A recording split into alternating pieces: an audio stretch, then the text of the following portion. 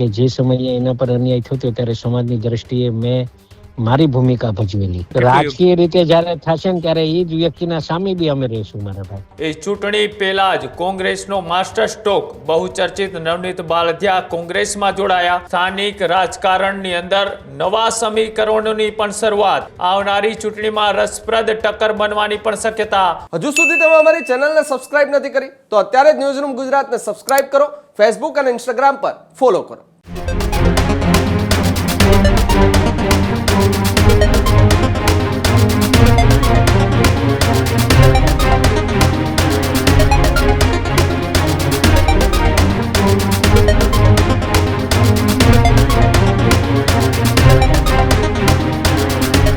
સમાચારોમાં આગળ વાત કરીએ બીજા મહત્વપૂર્ણ સમાચારની તો સ્થાનિક સ્વરાજની ચૂંટણી વચ્ચે એક મહત્વપૂર્ણ સમાચાર કે જ્યાં એ ચૂંટણી પહેલા જ કોંગ્રેસનો માસ્ટર સ્ટ્રોક બહુચર્ચિત નવનીત બાલદિયા કોંગ્રેસમાં જોડાયા. બગદાણા વિવાદ બાદ રાજકીય એન્ટ્રીથી ચર્ચાઓ તેજ. સ્થાનિક રાજકારણની અંદર નવા સમીકરણોની પણ શરૂઆત. કોંગ્રેસે બગદાણા વિસ્તારમાં મજબૂત દાવ ખેલ્યો અને નવનીત બાલદિયાના જોડાવાથી કાર્યકરોની અંદર પણ ઉત્સાહ છે તે જોવા મળ્યો. બગદાણા જિલ્લા પંચાયત ચૂંટણી લડવાની શક્યતાઓ છે તે પ્રબળ માનવામાં આવે છે અને સાથે જ ટૂંક જ સમયમાં સત્તાવાર જાહેરાત થવાની પણ સંભાવના છે તે લાગી રહી છે. આવનારી ચૂંટણીમાં રસપ્રદ ટક્કર બનવાની પણ શક્યતા. કોહુ કોળી વિસ્તાર છે અને જ્યાં કોળી બહુલ્ય વિસ્તાર ધરાવતી આ તમામ બેઠકો ઉપર કોળી વર્સિસ કોળીનો એ જંગ જામવાનો છે. ભારતીય જનતા પાર્ટી પણ અહીંયાથી એ કોળી ઉમેદવારને મેદાને ઉતારે તેવી પૂરી શક્યતા છે અને તેની જ વચ્ચે જ્યારે સમાજના નામે સમાજને આગળ કરી અને ન્યાયની લડત માટે મેદાને ઉતરેલા એ નવનીત બાલદિયા કે જેઓએ આજે કોંગ્રેસનો પંજાનો ખેસ પહેર્યો છે. અમિત ચાવડા સાથે જ લાલજી દેસાઈ સહિતના એ કોંગ્રેસના નેતાઓની હાજરીમાં તેઓ કોંગ્રેસમાં જોડાણા છે અને સાથે જ તેમના માટે ન્યાય માટે લડતા અને ભારતીય જનતા પાર્ટીના દિગ્ગજ નેતા એવા પરસોત્તમ સોલંકી અને હિરાજ સોલંકી કે જેઓ એ આ ન્યાયની લડતમાં સતત નવનીત બાલદિયાના પક્ષમાં સરકાર સામે પણ બાથ ભીડી હતી.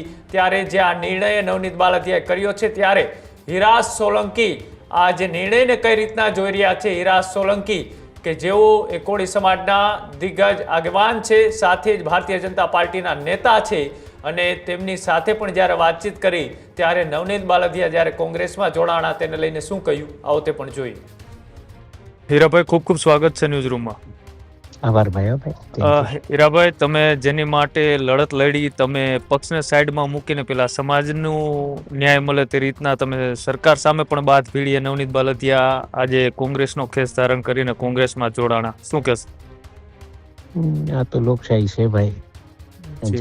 જેની જે વિચારધારા હોય એ પ્રમાણે એ કામ કરે. હું ભારતીય જનતા પાર્ટીનો કાર્યકર્તા છું તો જ્યારે કોંગ્રેસમાં જોઈન થયા છે તો હું મારું કામ કરીશ, એનું કામ કરશે.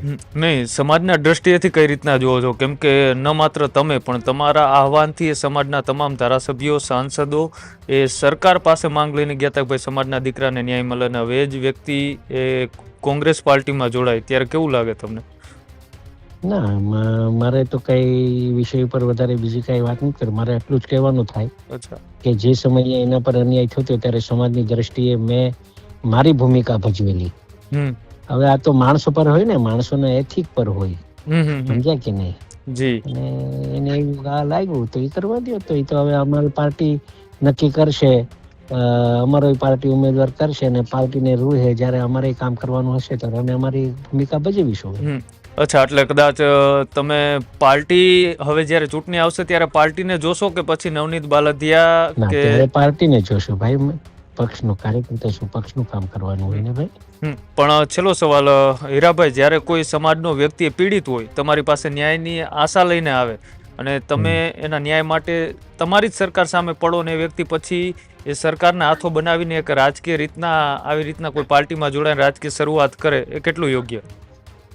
ના, એમાં એમ કહી નહીં શકીએ. કદાચ એને ક્યાંક એવું લાગ્યું હોય તો એનું કામ કર્યું છે, હું મારું કામ કરીશ. હજુ પણ આવતા દિવસોમાં ત્યાં સમાજને એવા છોકરાઓનું કંઈક આવું લાગે કે અન્યાય થયો છે તો એના માટે આપણે કામ કરીશું મારા ભાઈ. હા, પણ અન્યાય માટે તમે હંમેશા એ સમાજ માટે ઊભા રહેતા હોવ છો. કોઈ સમાજના વ્યક્તિઓને અન્યાય થતો હોય પણ એ જ વ્યક્તિ પછી કોઈ રાજકીય શરૂઆત કરવા માટે સમાજને હાથો બનાવે કે રાજકીય રીતે જયારે થશે ને ત્યારે એ જ વ્યક્તિના સામે બી અમે રહીશું મારા ભાઈ.